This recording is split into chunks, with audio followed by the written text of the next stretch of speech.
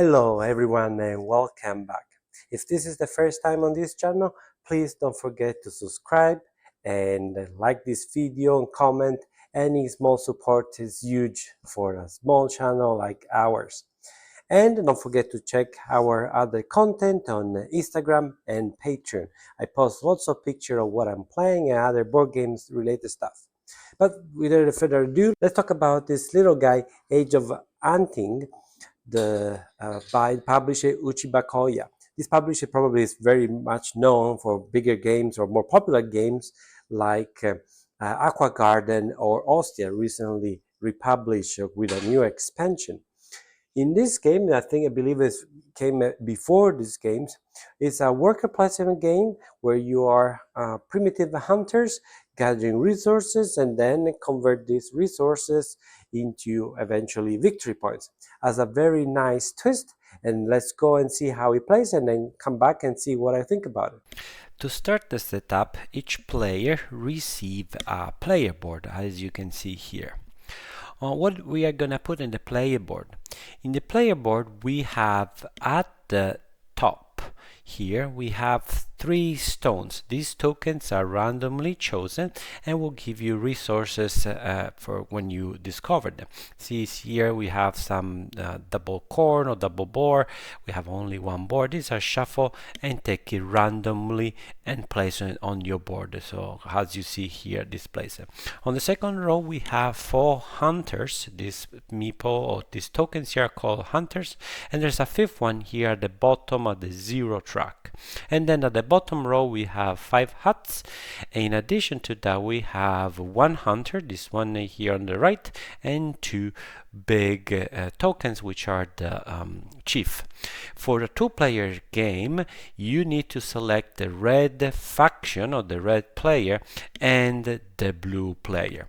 Why is that? Because these are the only 2 factions that come with a 3rd chief that you have to use. So in a 2-player games, you have 3 chiefs and 1 hunter, and also in a 3-player game, you have to remove this double corn and double boar token. So this one will be removed from the game if it was a 2-player game, and we need to randomly select the other 2. I'm showing you here just that you have several different resources. That doesn't mean I'm gonna choose those and place on my board. These are totally random. We have set up the player board. Let's take a look at the main board or the central, the commune area. We have the resources, grapes, wheat, here in yellow, and then corn, boar, a mammoth, and then stones, which indicate the money. Then we have these cards in the center. These are called hunting ground, and we have basic cards that are with the background in gray, and we have the frontier cards that they have the yellow background. For a 4 or 5 player game, you select 4 random basic ones, so 4 random gray background cards. So you see a 4 as well as 4 frontier cards. In a 3-player game as well in a 2-player game, you will select 3 basic and 3 frontier. If we are playing a 2-player game, you need to select also 3 basic and 2 yellow ones. So in a 2 players you have 2 yellow ones, as well as you cannot select the basic one where the reward is only money. So in a 2-player game, for example, the top right gray card, this one cannot be chosen for a 2-player game, so you need to remove this one. So 3 gray and 2 yellow for a 2-player game. Let's see how to play. Players take turns in clockwise order, performing each turn a hunting action, development action, and storing food in this order. So let's take a look at the first action, which is the hunting action. During the hunting action, the player can either place the chief token or retrieve the chief token. Let's take a look at place the chief token. The chief token is always placed at the leftmost location in each of the places. You saw the circle. So for example, I place my chief token right there. I want to look at the resource that we have at the top. You see here, that means that this location will give me eventually a stone or a coin. Remember, always to the leftmost. But what if, for example, there's another player, like here, the yellow one, already in that location? How is gonna work? So we said the chief token will always go to leftmost location, so it will bump this yellow player forward. In addition to that, so in addition to my chief token, I can also deploy hunters. What do the hunters do? Well, the hunters allow me to place the chief token more forward into this track. So if I have 3 tokens, the chief will go here and the 2 hunters will go behind the chief. Obviously the hunter following the leader. So this allow me to select or which location I actually want to go to. But remember, the hunters can only follow the chief on the same turn. So meaning that if I have the chief token, and in this case I will push it by 1, and I cannot deploy afterwards my hunters. And in this case I will get that only the reward that you see at the top. Remember, the hunters can only follow the chief together. So if I want to do this, the chief and the hunters have to be deployed during the same turn. And this is important because of the following action, that will be the development action, will give me different resources. Like this case, I push the chief under there, so I get more resources. I get a stone, and I got also a corn. Otherwise, I will get only the corn. So it's interesting that you need to choose what to get. In addition to that, you also get the resources or your hat. So in this case, we have a hat underneath on the top of that, on top of the wheat. So I will get also a wheat for that. So every time you deploy, you will do a gather action that will give you resources. Instead of doing the place chief token action, you can retrieve the chief token. In this case, we have still red, and we want to retrieve the chief token. If we do retrieve all other tokens, and when we retrieve, we get the resource that was associated with our chief. In this case, a wood and a stone. So if we retrieve our tokens, we will get those resources. And whoever player is at the rightmost on that card will go back to the leftmost available spot. After the hunting action, we have the development action, where players can spend resources to build a cave, or to add a hunter, or build a hut. You have all the resources indicated here on the left of the player board. So substantially you upgrade your player board. You can store more stuff, you can deploy more people, you have more hands on the main board. The resources are identical for all the player boards. For a cave, you need to spend 2 boar and 1 grape, and you always remove the leftmost token. In this case, this token here has also a coin drawn at the back, so we need to pay that coin as well. So if we want to build a cave, we're gonna spend 2 boars. Here we have a resource, 1 grape, and the additional coin over there. So we take the coin that we saw in the behind the cave, and here we are. After that, we can remove the token from our player board, and as well we get the resource that we have at the behind. So we get a boar in this case. Remember, these are randomized, and we get a boar. Then we can add a hunter. To add a hunter, you need to spend 2 corns and a grape. They need the food. And you always add your hunter from the leftmost. So here we have 2 corn to pay. Then we get a grape. But look at what happens here. We have another coin behind this hunter. So we need to pay an additional coin. You see here the main idea is that the more you upgrade the board, the more expensive it becomes. But by upgrading the board, you get victory points here indicated over there. So there is a benefit in doing that as well. And finally, we want to build a hut. So to build a hut, you see here there's a hut and there is a square on the top right, indicating that we need to see the resources that we need to spend depending on the location that we want to put in. In addition to that, each hut has an additional resource. So building hut is quite challenging. So for example, we want to build a hut in this location. So we see here the resource that we need to spend. In addition to those 3 resources, we need to add the resource on the left leftmost spot of our player board.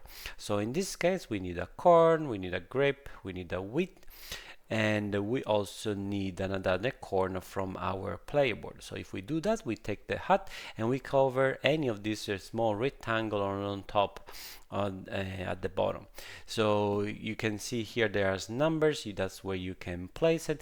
By covering those numbers, these are victory points that you will have at the end of the game. Why you want to place a hat in one location and in another one? Well, it gives you the resources underneath, and this is totally your choice where you want to place it. And so we have done that. So then what's left? And after we have done the development and action, we have maybe extra resource that we can allocate them on our cave. Cave is good to store food, but here you see we have a limited number of spaces. So if your food or resources that you have exceed the number of places, you need to discard. Bear in mind that money, the stone, the circle, doesn't count as resources, so doesn't have to be stored in the cave. Only food have to be stored in the cave. So any additional food that you cannot place in the storing area have to be discarded, and this can be utilized from round to round. So then we need to discuss one more thing before concluding this video. That is this track here, this point tracks that goes from 0 to 10. If you look at the numbers at the victory points there, they have some sort of crown of leaf surrounding. These are victory points that they get scored during the game. You can find in this card. So here, if you place a hat in this location, you will score immediately 5 points.